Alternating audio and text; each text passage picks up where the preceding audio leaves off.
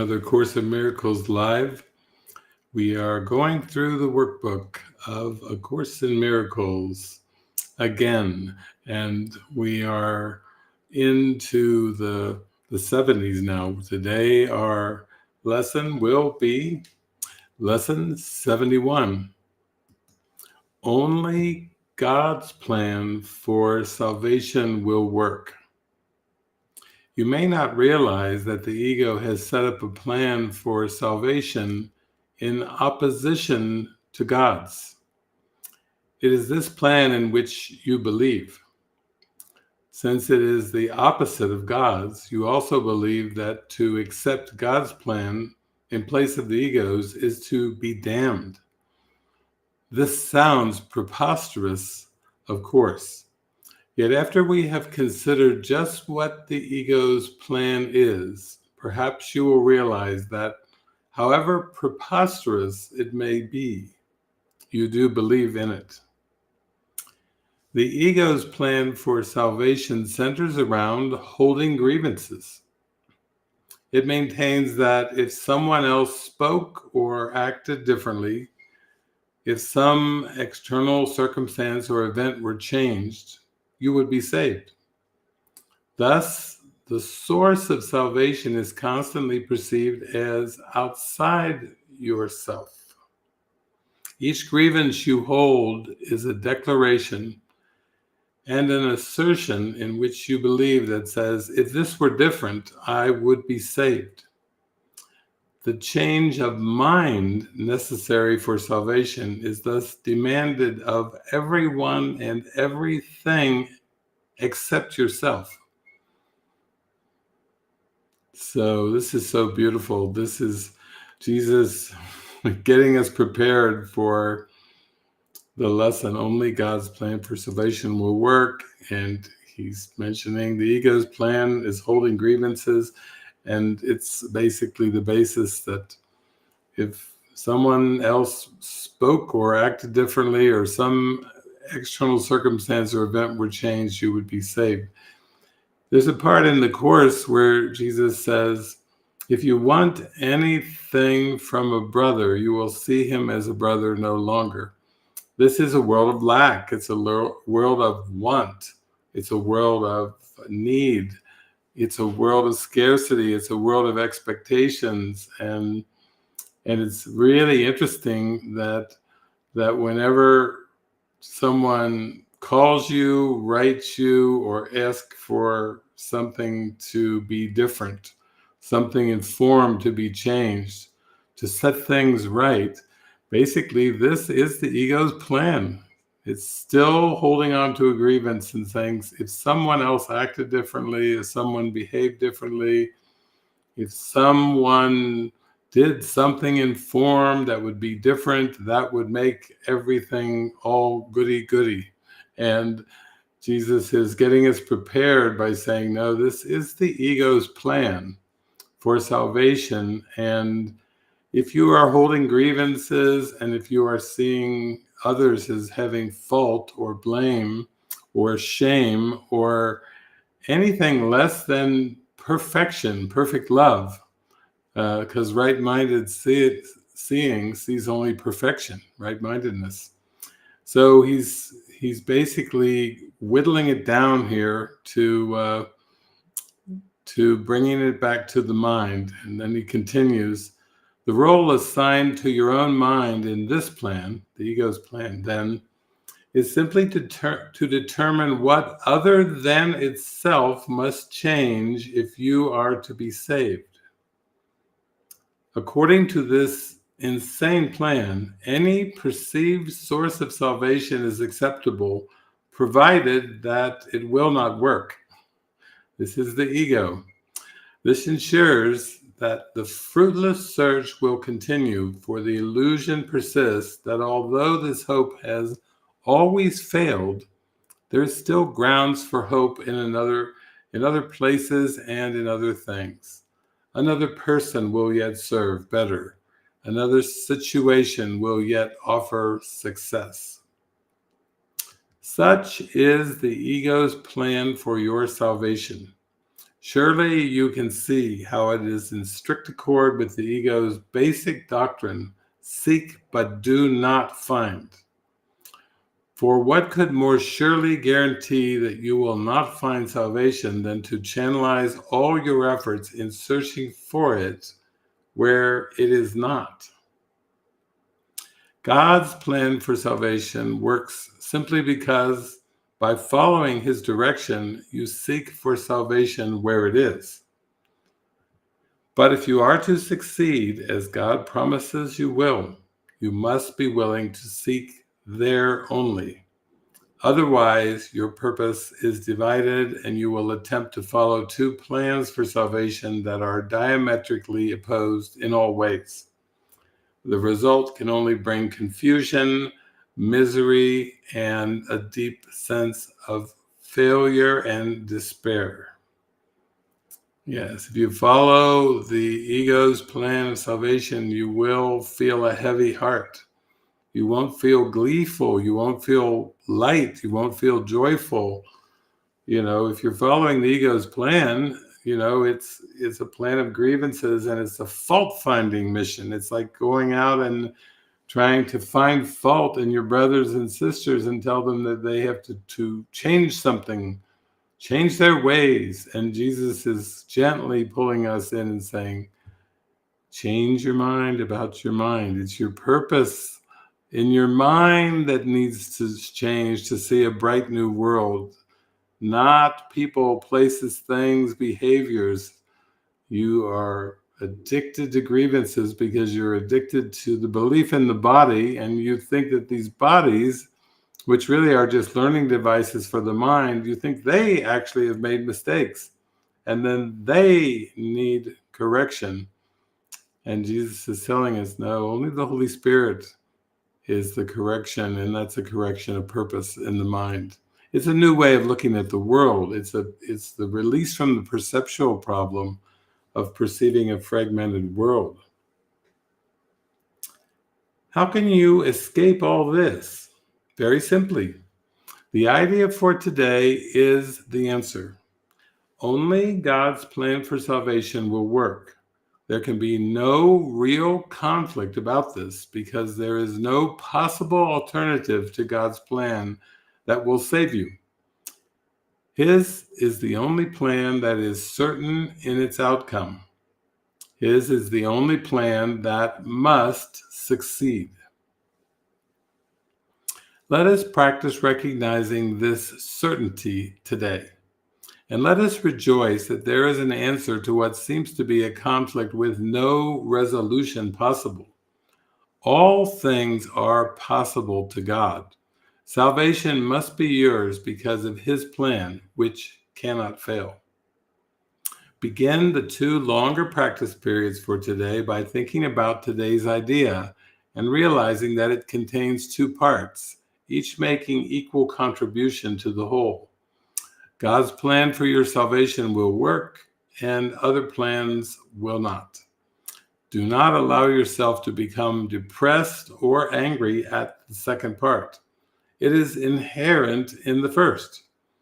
And in the first is your full release from all your own insane attempts and mad proposals to free yourself. They have led to depression and anger, but God's plan will succeed. It will lead to release and joy. Remembering this, let us devote the remainder of the extended practice periods to asking God to reveal his plan to us. Ask him very specifically, what would you have me do? Where would you have me go? What would you have me say? And to whom? Give him full charge of the rest of the practice period, and let him tell you what needs to be done by you in his plan for your salvation. He will answer in proportion to your willingness to hear his voice. Refuse not to hear. The very fact that you are doing the exercises proves that you have some willingness to listen. This is enough to establish your claim to God's answer. In the shorter practice periods, tell yourself often that God's plan for salvation, and only his, will work. Be alert to all temptation to hold grievances today and respond to them with this form of today's idea. Holding grievances is the opposite of God's plan for salvation, and only His plan will work. Try to remember today's idea some 6 or 7 times an hour. There could be no better way to spend a half minute or less than to remember the source of your salvation and to see it where it is. Only God's plan for salvation will work. Let me remember to change my mind and accept God's purpose of forgiveness. Let me not attempt to hold grievances or to expect the form of the world to change in some way. Let me have no expectations of the form changing. Let me have no outcomes in mind, just the inner experience of peace, joy, love, happiness, and glee. Yeah. So as we go to the text for support for today's idea, I went to the text and I just typed into my search program today, change of mind, because that's what God's plan is, changing your mind, accepting the holy purpose of forgiveness, to see the false as false, to let go of the belief in hierarchies of illusions and orders of difficulties and miracles and better and worse and bigger and smaller and what seems important in form and what seems unimportant, because the Holy Spirit's telling us, forgive and you will see it's all the same. So, chapter 1, section 5. To change your mind means to place it at the disposal of true authority. And that's with the capital A. Yeah, that's the Holy Spirit. Chapter 2, section 6. You must change your mind, not your behavior. And this is a matter of willingness. That's a good one. Say it again. You must change your mind, not your behavior. And this is a matter of willingness. Chapter 2, section 7. The state does not imply more than a potential for change of mind. So when you're ready and when you're willing, you are ready, you have a potential for a change of mind. And then you let it be, you let it happen. Chapter 4, section 5. When you make a decision of purpose, then you have made a decision about your future effort. A decision that will remain in effect unless you change your mind. Chapter 6. Change in motivation is a change of mind, and this will inevitably produce fundamental change because the mind is fundamental. The fundamental change will still occur with the change of mind in the thinker.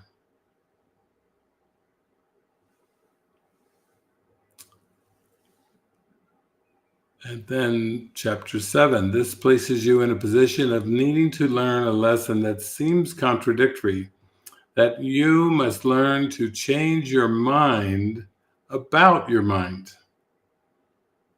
Yeah, accept its changelessness, accept its oneness, one mind. Chapter 8, this interpretation of the body will change your mind entirely about its value. When we are with the Holy Spirit, we see the valuable nature of the mind and of spirit and the valuelessness of the body.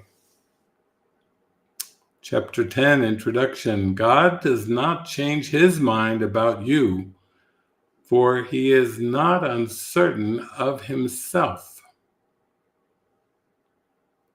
Also from chapter 10 in the introduction, when anything threatens your peace of mind, ask yourself, Has God changed his mind about me?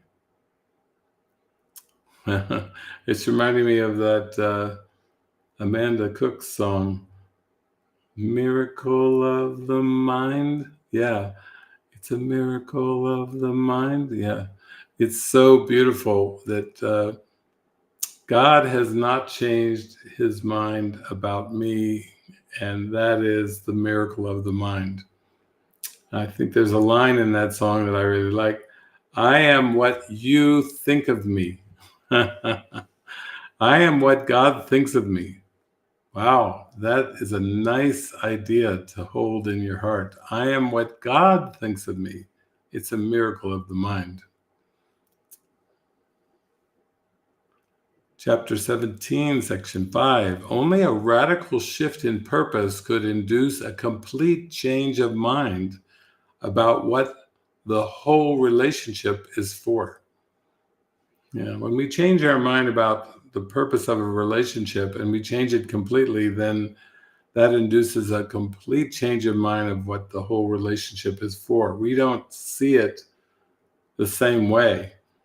It seems when we're looking through the ego's filter that everything seems very personal and interpersonal, but when we have a complete change of mind, then it gets very holistic, very unified.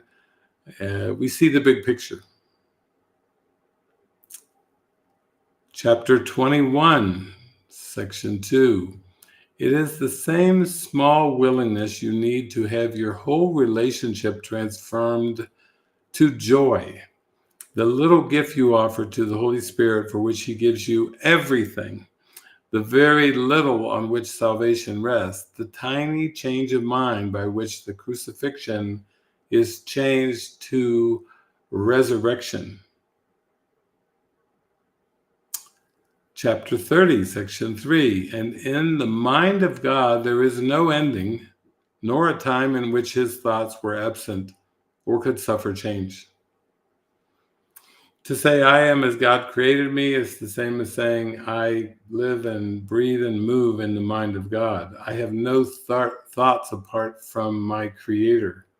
I and my Creator are one. I am one with God. I share thoughts with God.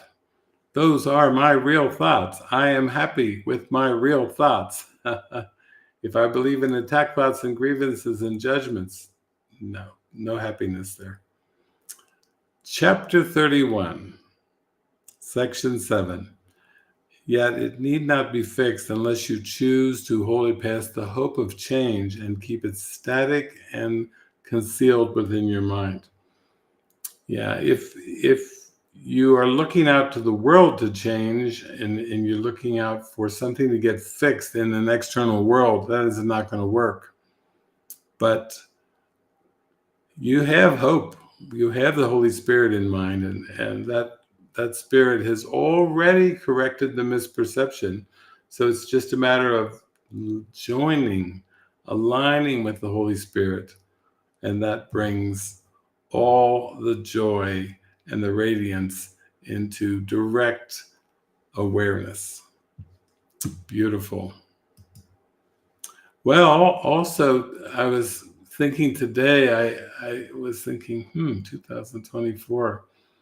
I actually started, we'll say, actively living in community. I mean, I started traveling a bit in 1989 and 1990.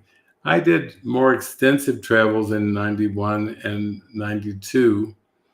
I did start to open myself to the possibility of living in a Course in Miracles community in 1993. And then it really seemed to happen in the dream metaphor. It happened around 1994. So 30 years of living in community with Course in Miracles students and teachers. Wow, that is an experience because, out of all the seeming hours in the day, you're just with your brothers and sisters, talking, sharing, extending, living, communicating, sometimes meditating together, calling upon God, calling upon the name of God. And of course, the unconscious is going to come up. So you're facing the grievances in mind. You're facing the judgments that arise. You're facing the desire to get rid of something or get away from something. You're facing the desire that something should be different than it is. You're facing that deep desire for connection, and you're basically saying, all right, Jesus, Holy Spirit, use this perception I have of my brothers and sisters to heal my mind. And that's exactly what goes on. So for me, it's like this is 30 years of community living with people.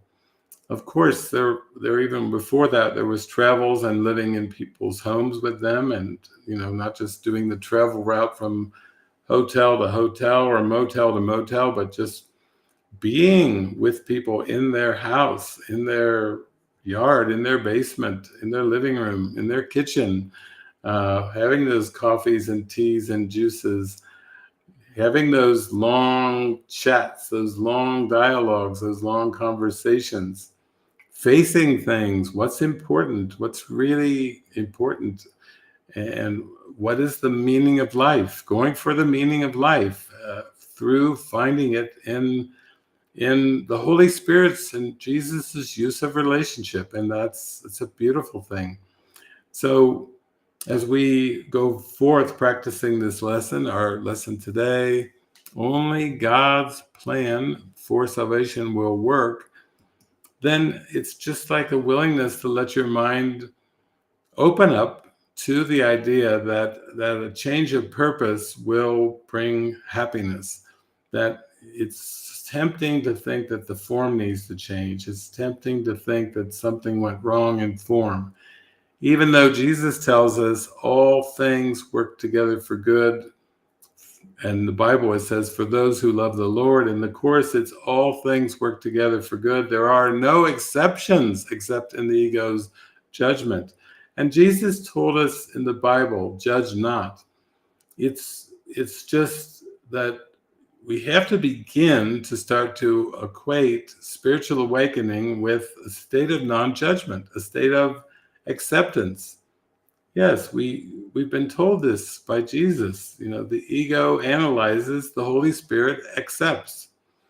Accept the innocence, accept the grace, accept the joy and the joyfulness, accept everything exactly as it is in this moment. And that's what we're doing when we live in the present moment, when we are the present moment, when we are the being that is present. We are the spirit that is present.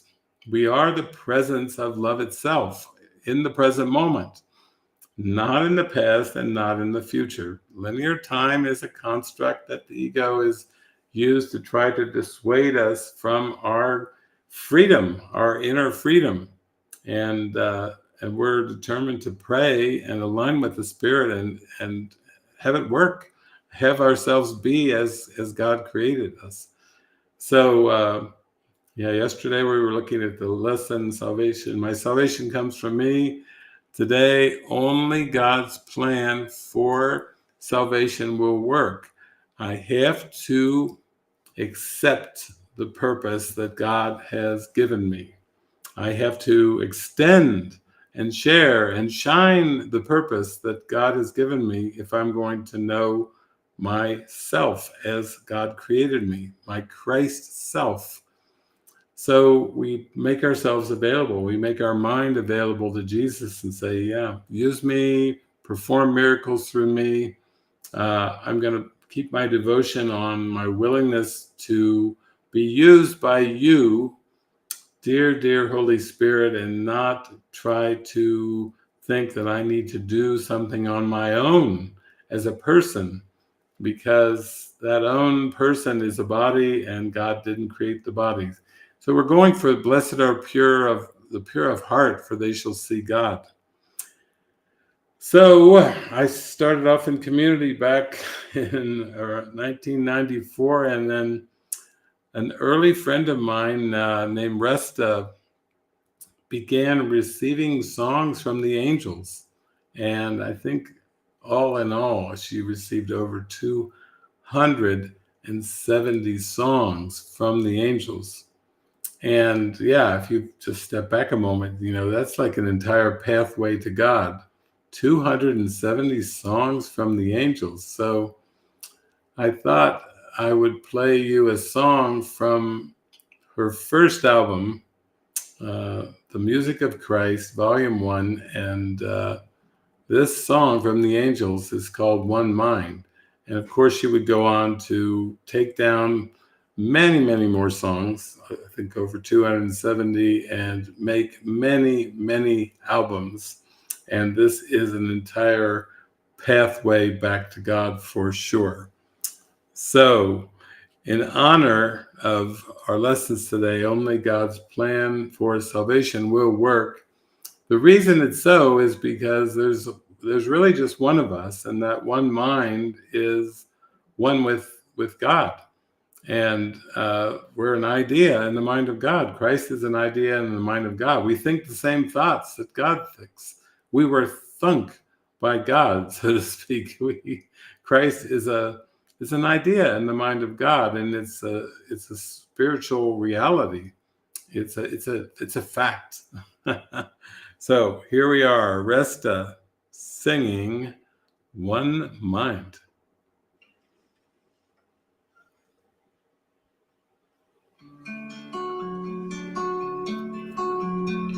One mind, all is one in the one mind. One mind, I am forever one. Love is, joy is, all there is to be. Truth is, light is, all there is to see. No blame, no shame, love forgives in the one mind. Gentle laughter washes away dreams of pain. Holy blessing, radiant stillness that sings. Living fullness, infinite being within. No time, all is now in the one mind. Child remembers wholeness that always has been. Holy Spirit calls us into the one. Voice of silence calls us into the love. Sweet belonging in the arms of the Father. Mind rejoicing, we are forever one. Flowing, knowing, mind that is filled with God's light. Real world, shining, heavenly home of the Christ. One mind,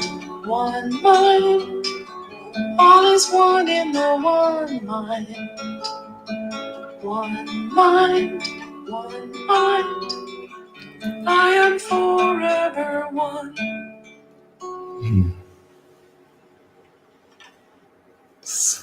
sweet, sweet, sweet. Oh my. What a joy, what a life to bask in the stillness, bask in the presence of God's love, and to let go of all attempts to find something wrong in the world. The world is not apart from the mind, and if you're trying to find something wrong or make a correction personally in the world for some person, place, or thing, it's basically just what Jesus calls wrong-mindedness. It's a very personal perspective, but the great corrector, the great comforter is the Holy Spirit. And the Holy Spirit sees the world as whole, as complete, as nothing is out of place, that all things are exactly as they are. Let all things be exactly as they are. All things work together for good. There are no exceptions to this. Only in the ego's judgment, we could say that right-mindedness sees only perfection, and that's what Jesus is really calling us to. He's not calling us to look for mistakes and then try to make a personal correction or give personal advice, but he's saying, see no error. Look beyond the error. Look with the Holy Spirit who sees no error. Look with unified perception. Look with unified awareness and see that what you thought was wrong is not wrong. There is no control. There is no manipulation in the world. There is no mistreatment. There is no victimizer in the world. These are all projections of the death wish of the ego. And the teachings are that God is real and nothing real can be threatened and nothing unreal exists. So Jesus is really calling us to rise up into whole awareness, into unified awareness, and really see that there is no error, and the perfection of the right mind is reflected in a perfect world, because that real world of that happy dream is not outside the mind. So it's just like taking everything in and embracing everything of your mind and being grateful for that mind, and that mind being a divine mind, a creation of a perfect God and of perfect love. So away we go today to practice. Again, we're on lesson 71. So we're practicing today. Only God's plan for salvation will work. And I am happy it is so. God bless you. Lots of love.